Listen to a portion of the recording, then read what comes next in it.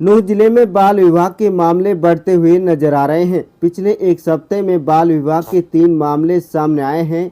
सूचना मिलने पर तीनों ही मामलों में महिला बाल विकास टीम ने मौके पर पहुंचकर सभी नाबालिगों के विवाह को रुकवाया। शुक्रवार को गांव टाई में महिला एवं बाल विकास विभाग की टीम ने नाबालिग की शादी रुकवाई है।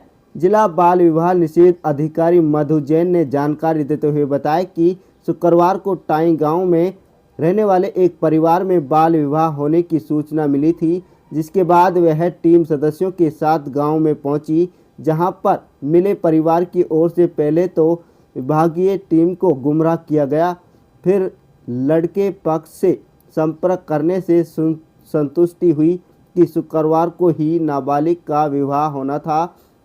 परिजनों को समझाते हुए बताया कि नाबालिग लड़की की शादी करना कानूनी अपराध है, जिससे वह सहमत हो गए, जिन्होंने आश्वस्त किया कि बालिग होने पर ही लड़की की शादी करेंगे। जिला बाल विवाह निषेध अधिकारी मधु जैन ने बताया कि नाबालिग के विवाह संबंधी सूचना देना भी जागरूकता का ही प्राण है। उन्होंने माना कि शिक्षा की कमी के चलते अभी भी नूंह जिले में जागरूकता की भारी कमी है, जिसके कारण बाल विवाह के मामले सामने आते हैं, जबकि इसके पीछे दूसरा मुख्य कारण है कि नूंह में अक्सर एक साथ 2 बहनों की शादी तय होती है।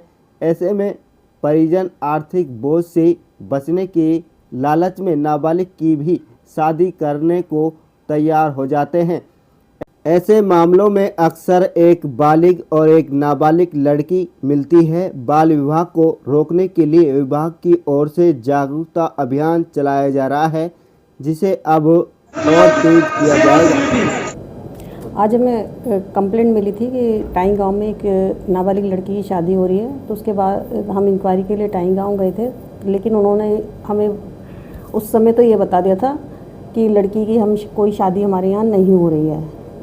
फिर हमने लड़के पक्ष को भी बुलवाया, क्योंकि वो हमारे ही जुडिशियल में थे, तो लड़के पक्ष ने आके बताया कि हाँ, ये 18 तारीख को शादी होनी है।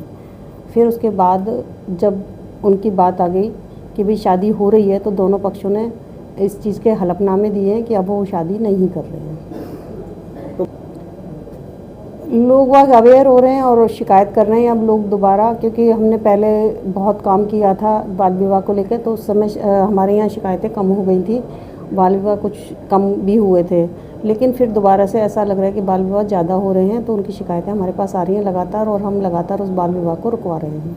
क्या कुछ एक तो यहाँ पर इलिटरेसी ज़्यादा है, अनपढ़ता है। दूसरा क्या है कि एक लड़की के संग एक लड़की की शादी करने का कर देते हैं, क्योंकि वो सोचते हैं कि इसमें खर्चा बचेगा, और इसलिए ये शादी को करते हैं। तो इसमें एक लड़की बालिग मिलती है और एक नाबालिग मिलती है।